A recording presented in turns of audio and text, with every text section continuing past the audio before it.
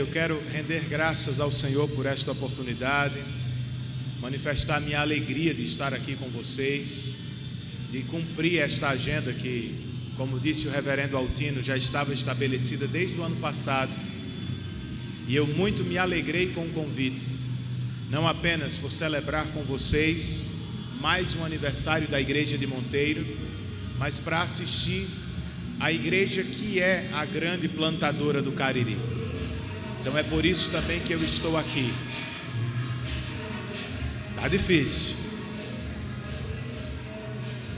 Saibam vocês que a nossa igreja de João Pessoa, a igreja presbiteriana do bairro dos Estados, estará orando por nós este final de semana, especialmente por vocês, pelo pastor Altino.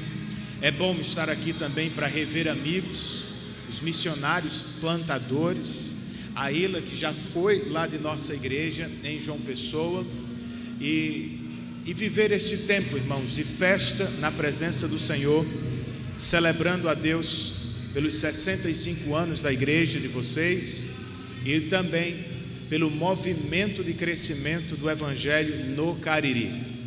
Nós somos parceiros e é só por isso que eu estou aqui, para fortalecer a parceria, honrar os parceiros, rever aqueles que labutam mesmo pela causa do Evangelho, certo? Então, qual é o meu plano nesses nossos 2 dias? O reverendo Altino me deixou livre para pregar, então eu escolhi o Salmo 119 para hoje. Brincadeira, irmãos. Eu vou pregar 2 breves cartas do Apocalipse, nesta noite e na noite de domingo, certo? 2 cartas que estão ali no capítulo 2 do Apocalipse. E amanhã pela manhã eu quero repartir com vocês um sermão no livro de Números, porque eu gostaria de apresentar a vocês um livro que acabou de sair.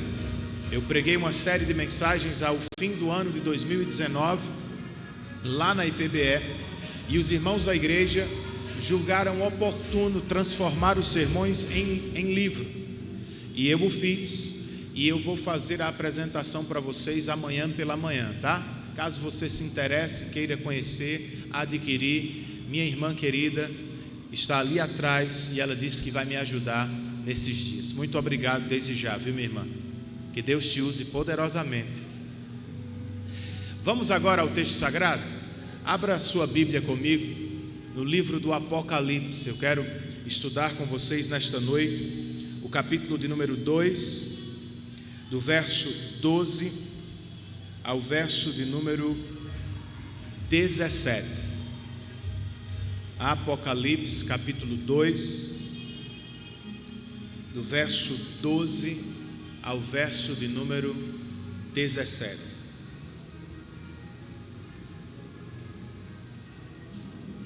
E enquanto você procura, eu não posso esquecer de registrar a presença e a minha gratidão ao meu irmão Tiago, que veio comigo lá de João Pessoa. Pense num flamenguista crente. Foi o único que decidiu vir comigo. Eu perguntei assim, eu chamei uns 10, todo mundo tinha compromisso para hoje, mas ele abriu mão de assistir o jogo do Flamengo para estar aqui conosco, e valeu a pena, meu irmão, porque nem celebrar pela vitória você poderia mesmo, viu? Então vamos cultuar ao Rei que sempre vence. Apocalipse capítulo 2, do verso 12 ao verso de número 17.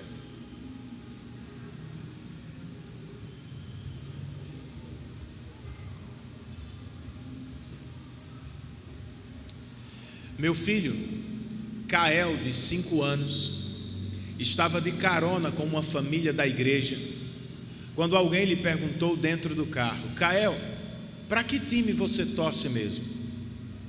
E ele disse: eu torço pelo São Paulo, tio, mas eu gosto mesmo é do Flamengo. Pense na situação, irmãos. Eis o que significa viver entre os inimigos. Você está tão perto que pode ser influenciado. De tanto ouvi-los, você pode acabar confuso. Foi o que aconteceu com o meu filho, e saibam os flamenguistas que eu já o cerquei com proteção máxima, não tem perigo. e é o que acontece com o cristão no mundo. Sem sombra de dúvida, nós já estamos em uma era pós-cristã. O que se deu na Europa séculos passados, o que se passa agora mesmo em algumas cidades da América do Norte, também já é visto em nosso próprio país.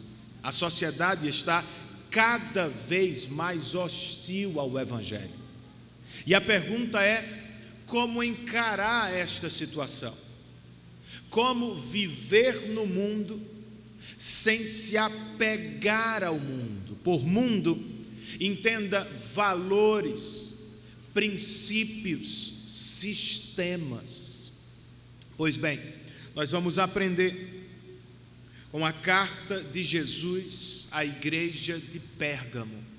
E para começar, eu quero ler com vocês apenas o verso de número 12. Peço que você tenha sua Bíblia aberta durante toda a pregação, porque nós voltaremos ao texto para ler todos os seus versículos. Por agora, Apocalipse 2, verso 12, o texto inspirado, na versão que eu uso, irmãos, diz assim: ao anjo da igreja em Pérgamo escreva: estas são as palavras daquele que tem a espada afiada de 2 gumes. Vamos orar outra vez? Senhor, nós queremos bendizer o Teu nome por esta rica oportunidade que temos de cultuar-Te e de, como parte deste culto, abrir Tua palavra para ouvir Tua voz. Minha oração, Senhor, é que Tu fales conosco. Desperta as nossas mentes para as grandiosas verdades de Tua palavra. Aqueça o nosso coração com o Teu poderoso Evangelho. E ao fim deste sermão, abra as nossas bocas outra vez para o louvor da Tua glória. Eu oro assim, certo da assistência de Teu Espírito para este momento. Oro também em nome de Cristo Jesus, Teu Filho amado e nosso Salvador bendito. Amém e amém.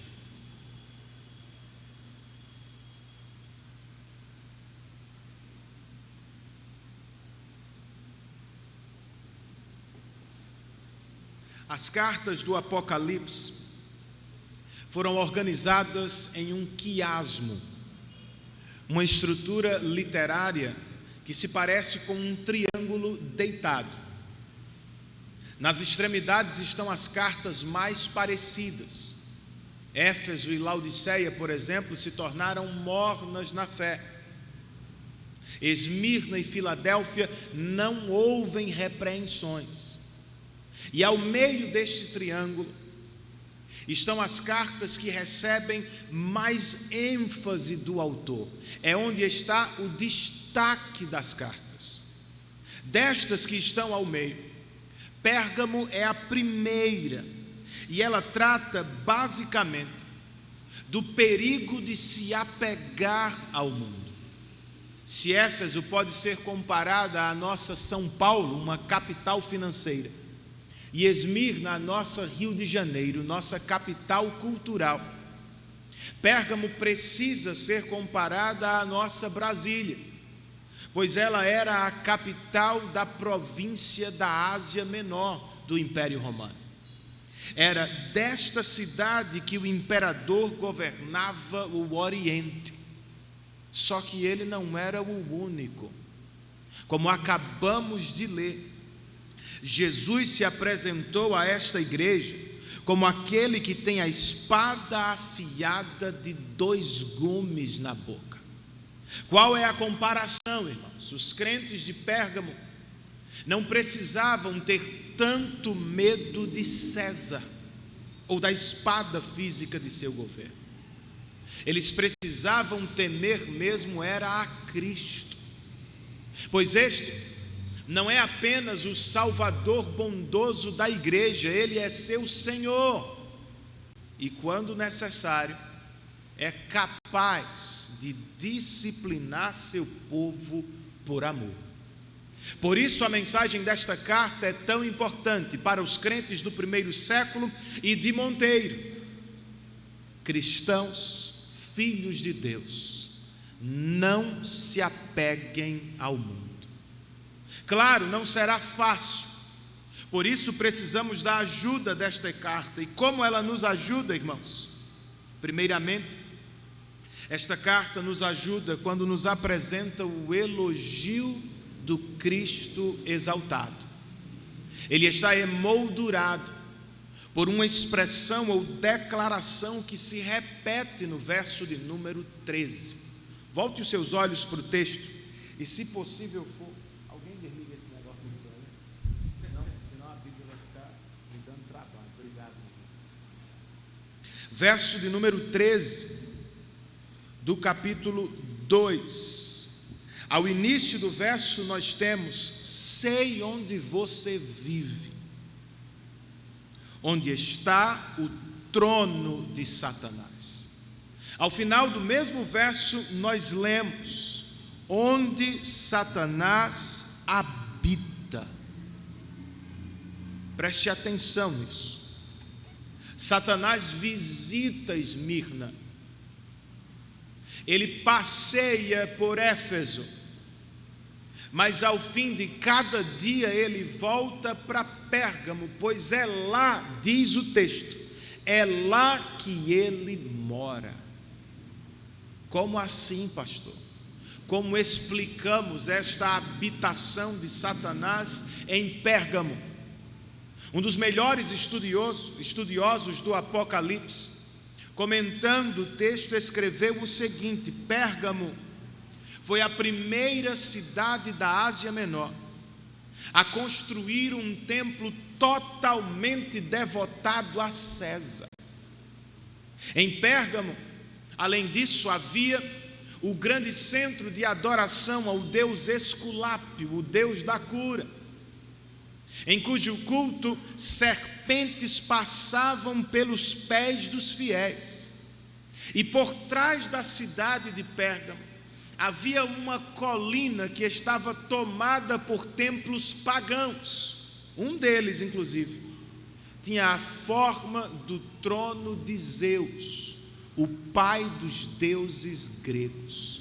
Então, era o que provavelmente vinha à mente do leitor do primeiro século, quando ele se deparava com esta declaração de Jesus: em Pérgamo, Satanás reina por meio da religião e da política. Assustador, você não acha? Mais assustador ainda é o que encontramos dentro da moldura do verso de número 13. Vamos ler o verso agora todo. Apocalipse 2,13. Sei onde você vive, onde está o trono de Satanás. Contudo, você permanece fiel ao meu nome e não renunciou à sua fé em mim, nem mesmo quando Antipas, minha fiel testemunha, foi morto nessa cidade onde Satanás habita. Em uma cidade dominada pelo diabo. O que impressiona até mesmo o próprio Cristo é a fidelidade dos crentes. Ele vai corrigi-los em breve.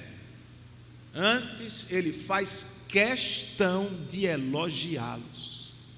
Sim, eu sei que vocês vivem em uma cidade tomada por Satanás, mas vocês foram fiéis ao meu nome. Não abandonaram a fé, nem mesmo diante da morte de Antipas. Antipas, muito provavelmente, foi o pastor desta igreja. E ele foi morto, porque não fez aliança com o mundo. Como seu próprio nome indica, ele foi contra tudo e todos, políticos e religiosos. E por isso, por fidelidade a Cristo, pagou um alto preço, irmãos. Essa é a resistência que agrada a Deus. Será que a sua também é agradável aos olhos do nosso Deus? Quais montanhas são dignas de serem transpostas? Por quais questões vale a pena lutar? em que você acredita piamente, a ponto de sacrificar-se, de sacrificar sua família e seus irmãos em Cristo. Eu tenho para mim que por vezes temos errado na escolha de nossas batalhas. Há cristãos que lutam por coisas que mais dividem do que unem o corpo de Cristo, por coisas que mais confundem do que esclarecem os novos convertidos. Você acha que vale a pena ser conhecido pelo homem que luta por uma bandeira humana e pequena? Ser conhecido como a chata de um assunto só e que não é o Senhor? Há cristãos que nestes dias estão politicamente muito confusos, perturbados. Eles criticam a idolatria de determinado grupo, mas não percebem que às vezes eles mesmos estão idolatrando ideologias e pessoas. Eu lhe pergunto, meu irmão, por que não somos tão fervorosos no culto ao nosso Deus? Por que não somos mais participativos na causa missionária? Por que não somos tão fluentes na pregação do Evangelho como somos no debate político da internet?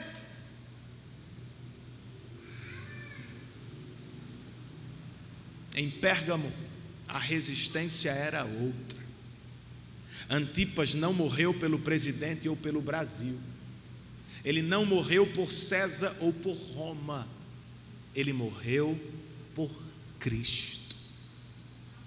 Que as nossas conversas da praça e da escola tenham mais de Cristo. Que as nossas postagens de internet falem mais de Cristo. Que o nosso testemunho exale muito mais o perfume de Cristo e de ninguém mais. E tranquilize-se. Seja quem for o imperador do próximo ano, na igreja, quem sempre reinou, quem sempre vai reinar é Cristo. Eu sei, pastor, eu entendo, mas ainda assim é difícil viver em Pérgamo. Como é que se vive em uma cidade, em uma sociedade na qual Satanás parece reinar? Quando Jesus esteve cara a cara com o diabo no deserto, o que foi que ele fez, irmãos? Ele se valeu da palavra de Deus. Por 3 vezes ele disse ao diabo: está escrito. O mesmo diz Paulo aos Efésios, orientando-nos quanto à batalha espiritual do mundo. Vistam toda a armadura de Deus para poderem ficar firmes contra as ciladas do diabo.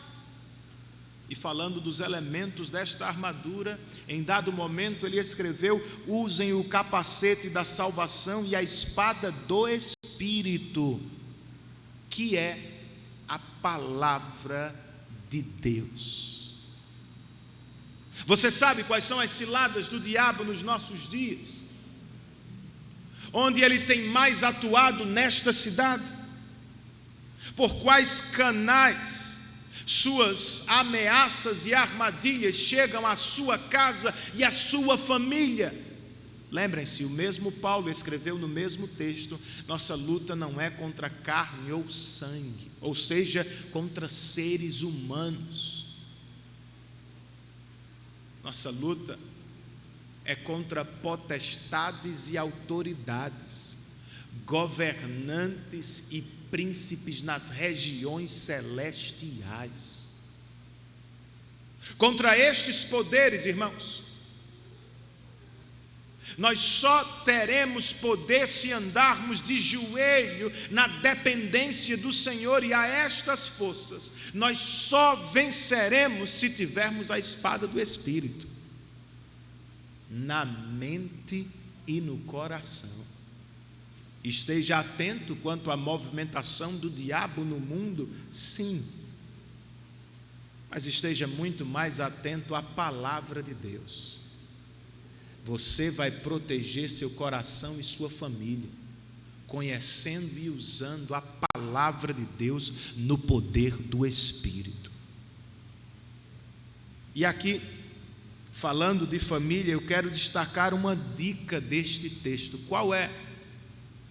Em nossas casas, o elogio precisa ser maior do que a crítica.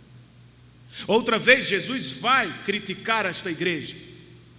Antes, porém, ele faz questão de elogiá-la. A ordem é importante, irmãos. Dizem os psicólogos que uma palavra de correção pode pesar muito mais do que centenas de palavras de elogio.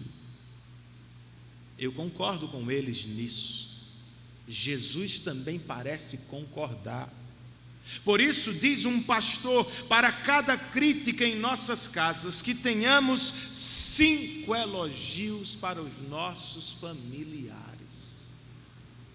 O mesmo vale para o aconselhamento pastoral, para a sua liderança de sociedade, para o discipulado que você vem fazendo com aquele colega de trabalho. Sim, precisamos corrigir uns aos outros, exortar uns aos outros em amor e com sabedoria, mas não só há correção.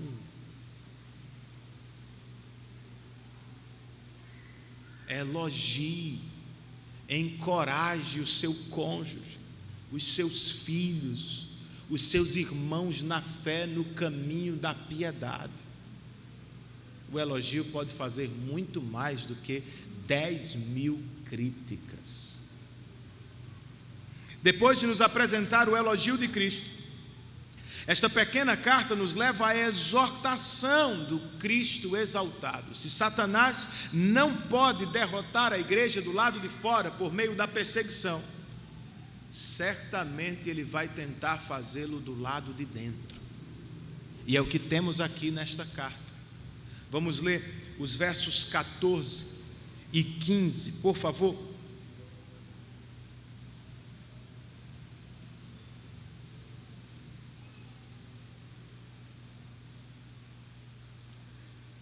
O texto nos diz, no entanto: tenho contra você algumas coisas. Você tem aí pessoas que se apegam aos ensinos de Balaão, que ensinou Balaque a armar ciladas contra os israelitas, induzindo-os a comer alimentos sacrificados a ídolos e a praticar imoralidade sexual. De igual modo, você tem também os que se apegam aos ensinos dos nicolaítas. Quem é Balaão, gente? Balaão foi o falso profeta que, não podendo amaldiçoar o povo de Deus, armou cilada para atraí-lo ao pecado. Ele conseguiu, pastor? Infelizmente sim. Os israelitas abandonaram o acampamento dos santos e se entregaram às prostitutas cultuais de Moabe.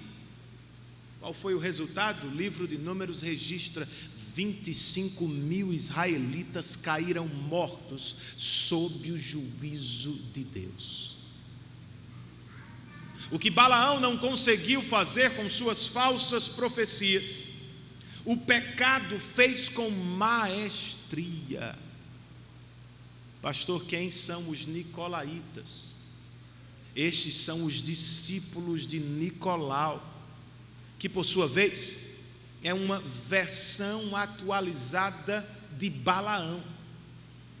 Embora, segundo a tradição, ele tenha começado como um professor cristão, em algum ponto do caminho, ele resolveu fazer do cerne de seu ministério, encontrar um meio termo entre a vida cristã e os costumes pagãos e imorais de Roma. Ele conseguiu? Claro que não. Pervertendo o evangelho da graça, o que ele fez foi, levou crentes a viverem como mundanos. Sua mensagem era: vocês podem cultuar a Cristo e a César, nenhum problema. Vocês podem frequentar os cultos, mas também podem frequentar as festas pagãs e imorais do império. Segundo o que lemos, alguns crentes se apegaram aos ensinos de Nicolau e acabaram caindo nas armadilhas de Balaão. O curioso é, não é com eles que o Senhor fala em primeiro lugar. A carta não está endereçada a estes que caíram somente, ela é endereçada à igreja de Pérgamo. Portanto, verso de número 16: arrependa-se, senão virei em breve até você e lutarei contra eles com a espada da minha boca. Outra vez, a igreja está situada na capital da província romana da Ásia Menor. Ainda assim, queridos, a igreja precisa ter menos medo da espada de César e precisa temer muito a espada de Cristo, pois ela é uma espada de dois gumes. Pode proteger os servos de Deus na tribulação, mas certamente vai discipliná-los por seus pecados. Logo, a igreja de Pérgamo precisava se levantar para corrigir, exortar os amigos do mundo, os discípulos de Nicolau. Caso contrário, não César, o rei de Roma, Cristo, o rei da glória, viria contra ela para lhe fazer guerra. Não é o que queremos, é? Se Deus é por nós, quem será contra nós? Essa é a pergunta retórica de Paulo que tanto amamos, não é verdade? Mas me permitam fazer outra pergunta com base neste texto: e se Cristo for contra nós, quem será por nós? Ou você acha que Deus não pode fazer conosco o que fez com os israelitas nos dias de Balaão? Como você pode estar tão certo que Cristo não fará com você o que fez com Sansão na Filístia? Se lembra dele? De tanto brincar com o mundo, aquele juiz perdeu o espírito e terminou como escravo de seus inimigos. Irmãos queridos, nosso Deus é gracioso, mas sua graça não é barata. Tenha cuidado com a vida que anda levando. Não ache que pode se apegar ao mundo sem custo. Não pense que pode viver como um pé na igreja e outro no mundo por muito tempo ou com tranquilidade. Em algum ponto da caminhada, Jesus virá contra você. E se necessário for, Ele lutará contra você. Por isso, é importante escolher bem a quem ouvimos semana após semana. Há pregadores fiéis nesta cidade e há pregadores infiéis nesta cidade. Na televisão há pregadores que são discípulos de João, tão fiéis à verdade que poderiam morrer por ela. E há muitos pregadores discípulos de Nicolau, amantes do mundo e de seus valores. Minha sugestão é, ouvindo qualquer pregador, faça um teste. Pergunte-se enquanto escuta o sermão a quem este pregador exalta: a Deus e a sua graça soberana, ou ao homem, suas conquistas, seu valor e sua justiça. Ao sair do culto, indague-se: com quem estou maravilhado? Com o Deus da glória ou comigo mesmo? O que saio desejando?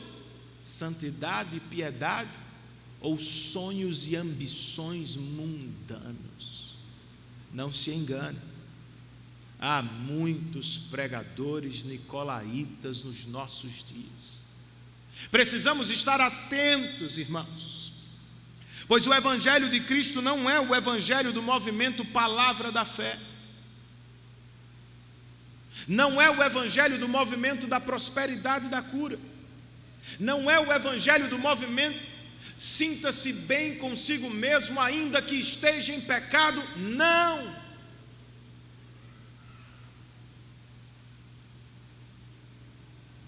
O Evangelho que encontramos na Bíblia é o Evangelho da glória de Deus que brilha na face de Cristo somente.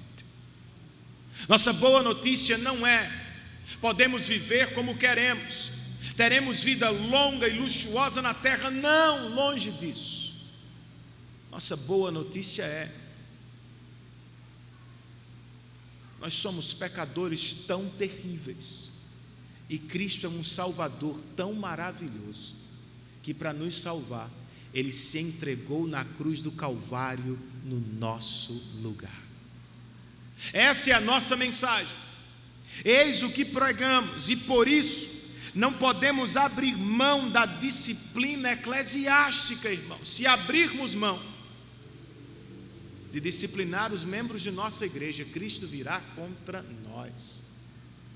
Se abrirmos mão de disciplinar os nossos irmãos, vamos deixá-los no engano do pecado e como amigos do mundo. Se não os disciplinarmos, eles ficarão nos braços do pecado. Precisam voltar. Por isso há disciplina. Você está pensando em ser membro desta igreja? Leve em consideração o compromisso que quer ter com ela. Se você se tornar membro desta igreja, você terá que se preocupar conosco no trabalho, na família e na internet. Será que estou dando um bom testemunho de Cristo e da minha igreja por onde eu ando? Se resolver se tornar membro desta igreja, a liderança da igreja terá responsabilidades sérias sobre você, e eventualmente poderá chamá-lo para uma conversa do tipo: por onde você anda, meu irmão? Por que não tem sido assíduo na igreja? Qual tem sido a sua vida no trabalho? Seu testemunho como pai, como marido? Você tem vivido em santidade? Bem, parece a pior coisa do mundo para aqueles que estão bêbados deste mundo, que detesta compromisso, responsabilidade ou autoridade. Mas para mim e para os crentes, esta disciplina é a salvação de alguns casamentos. É o instrumento que Deus usa para nos libertar de pecados terríveis e nos trazer de volta para perto dele. Louvemos a Deus por sua disciplina. É do que precisamos, irmãos, da exortação de Cristo que vem por meio de sua palavra e de sua igreja. E agora, para terminar, sejamos ajudados ainda pela promessa do Cristo exaltado. Qual é? Vamos ler o verso de número 17, o último deste parágrafo.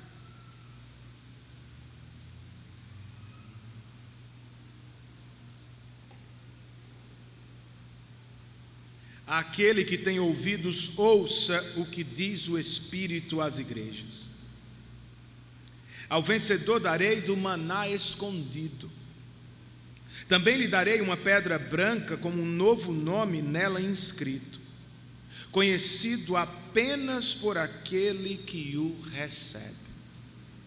São 3 promessas para aqueles que abandonam o mundo e assumem um compromisso de vida em santidade diante de Deus. A primeira promessa: ao vencedor darei do maná escondido. Jesus está falando de provisão. Ele alimentou os israelitas no deserto como o maná que descia do céu. E aqui ele está prometendo aos crentes: vou cuidar de vocês no mundo, vou suprir as necessidades físicas de vocês, e espiritualmente vou lhes dar de uma comida que o mundo não conhece. A segunda promessa: eu lhes darei uma pedra branca. No mundo antigo, a pedra branca tinha muitos usos. Por exemplo, o atleta vencedor de Roma recebia uma pedra branca que lhe conferia dignidade. Para entrar em algumas festas de Roma, a senha às vezes era uma pedra branca. E no tribunal, enquanto a pedra preta significava condenação, a branca significava perdão e justificação. Tudo isso se aplica aos crentes no mundo.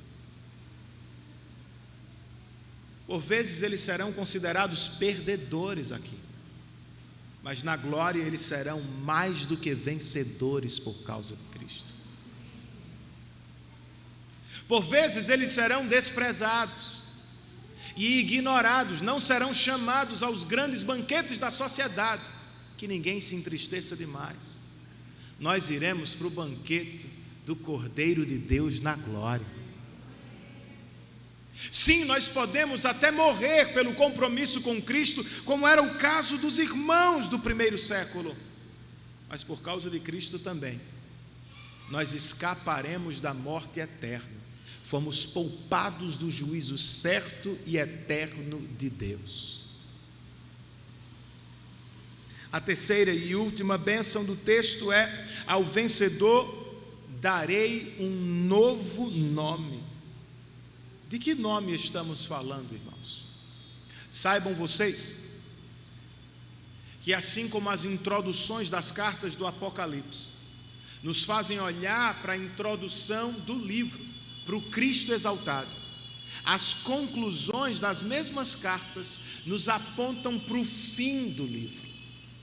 Por exemplo, no capítulo 14, nós lemos que enquanto os incrédulos recebem o número da besta na testa, os crentes têm o nome de Cristo.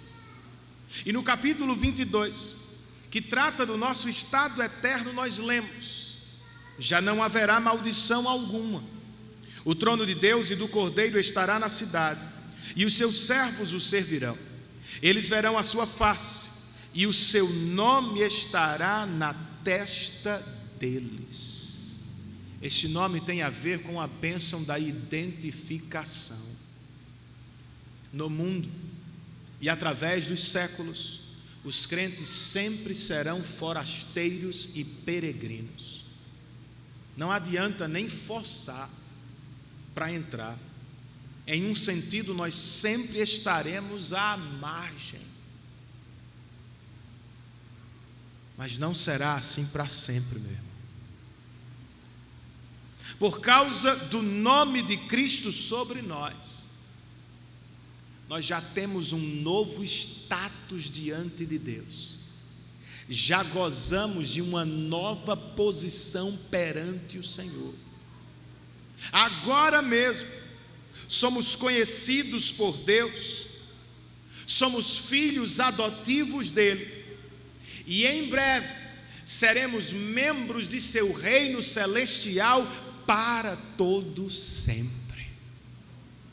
O ponto destas promessas é: uma vez que temos tudo isso, e que em breve desfrutaremos plenamente de todas estas bênçãos, por que nos apegaríamos ao mundo? Por um lado, fora de Cristo, nós jamais encontraremos o que estamos procurando na alma. Os falsos deuses do nosso tempo prometem muito, mas nada cumprem plenamente. O prazer do sexo é passageiro e a intimidade desejada nunca será encontrada na troca de parceiros. A fama nos trai, nos torna conhecido de pessoas que só nos veem de longe, quando por vezes somos desprezados e odiados por quem está por perto. O dinheiro tem o poder de nos colocar no topo do mundo, mas também pode nos deixar sozinhos e vazios. Não é só a Bíblia. A experiência prova que nada neste mundo pode nos realizar de verdade. Como disse C.S. Lewis, autor das Crônicas de Nárnia, fora de Cristo é como se estivéssemos batendo do lado errado da porta o tempo todo. Por outro lado, irmãos, perto do mundo estamos perdendo a oportunidade de desfrutar de tudo o que já temos em Cristo. Em Cristo temos o maná escondido de Deus. Os filhos se alimentam das palavras de seus pais, os soldados das palavras de seus comandantes. Os crentes se alimentam e se fortalecem nas palavras de seu Deus. Não há comida melhor, não há comida mais forte. Por isso disse o salmista: provem e vejam que o Senhor é bom. Você está com fome de vida? E igrejas estão fracas na fé, porque temos nos alimentado muito do mundo e muito pouco da palavra. Jovens cristãos, nós temos uma festa melhor para frequentar. Os cidadãos deste mundo podem ir às festas de Roma, podem ser convidados para os melhores banquetes. Eu e vocês também temos banquetes para ir. Eles voltam para casa vazios e incompletos. Mas há aqueles que bebem da água do Evangelho. Jesus prometeu uma fonte inesgotável de prazer. Você pode passar sem ser percebido pelos poderosos da terra. E daí? O Todo-Poderoso conhece a você pelo nome. Alegre-se nisso. Vamos comer do maná escondido, vamos ao banquete espiritual de Deus, vamos nos apropriar do privilégio que temos em Cristo e por causa dele. O crente, somente o crente, pode desfrutar de bênçãos que são desconhecidas para o mundo. E você que nos visita, gostaria de comer desta comida? De conhecer uma alegria que de fato satisfaz o que você precisa saber e fazer? Conversando com os judeus, Jesus certa vez se apresentou como o pão da vida. E ele disse: aquele que vem a mim nunca mais terá fome. Assim como os israelitas precisavam do maná no deserto para sobreviver, eu e vocês precisamos de Cristo para sobreviver ao juízo de Deus que vem. Deus pode alimentar uma multidão no deserto. Ele pode salvar pecadores em Cristo do inferno. Como Ele o faz, pastor? Escrevendo aos Coríntios e falando da ceia, Paulo disse: na noite em que Jesus foi traído, Ele tomou um pão e disse: isto é o meu corpo, que é partido por vocês. Eis como Ele salva. Para que não fôssemos partidos de Deus eternamente, Cristo foi partido no nosso lugar na cruz do Calvário. O que Ele fez na cruz, meu amigo, não foi meramente um ato heróico. Não se trata somente de um exemplo a ser seguido. Ele não queria, não precisava entrar para a história como um personagem apenas. O que Ele fez na cruz foi um sacrifício. era um ato litúrgico. Ele se ofereceu como oferta no seu e no meu lugar. Deus recebeu a oferta, sua justiça foi satisfeita e por pura graça os eleitos foram salvos para todo sempre. Sim, nós ainda somos pecadores, mas em Cristo recebemos a pedra branca do perdão. Sim, nós vivemos em um mundo difícil, perigoso e que muitas vezes nos frustra, mas em Cristo aqui e agora nós já temos uma comida espiritual que satisfaz. Sim, neste mundo seremos sempre peregrinos e forasteiros, pequenos aos olhos da sociedade, mas aos olhos de Deus nós já somos filhos por adoção, príncipes de seu reino, herdeiros da glória celestial. Tudo o que você precisa fazer é se apresentar diante dele como um pecador que nada tem para barganhar e receber com confiança e fé tudo o que ele fez na cruz por você. Você vai confiar nele? Irmãos em Cristo, nós vamos confiar em Deus neste ano que se aproxima. Eu sei que viver no mundo não é fácil, mas lembrem-se, nós não estamos sozinhos. Vez por outra, nestes anos eufóricos do Flamengo, e com tantos flamenguistas na igreja, tentando meu filho, eu tenho que chamar a atenção dele para a história do meu time, nosso querido São Paulo. O São Paulo é o único 6-3-3 do Brasil. É o único 6 vezes campeão do Brasil, 3 da América e 3 do mundo.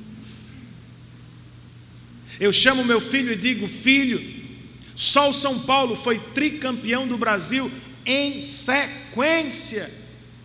Ele está sofrido agora, mas vai melhorar. Em parte, irmãos, é o que fazemos todos os cultos em que estamos juntos, todas as reuniões de departamento, de grupos de comunhão, de discipulado, nós nos encontramos para encorajamento mútuo, nós nos encontramos para falar das bênçãos de Deus, para recobrar a história da redenção, para louvar a Deus por todas as suas dádivas, não é isso? E o que acontece? Enquanto contamos, cantamos, ouvimos a história da redenção, nós vivemos uma experiência espiritual, nós comemos de uma comida que o mundo não vê, nós desfrutamos de uma comunhão íntima e realizadora com Deus. Saímos de um culto simples, saciados na alma, felizes no coração. E alguém lhe pergunta lá fora o que você viu para estar tão sorridente assim. Eu vi, ouvi e cantei as mesmas coisas. Eu era cego e agora eu vejo, porque Cristo morreu na cruz para me salvar da condenação. Que Deus nos abençoe, queridos, em Cristo Jesus.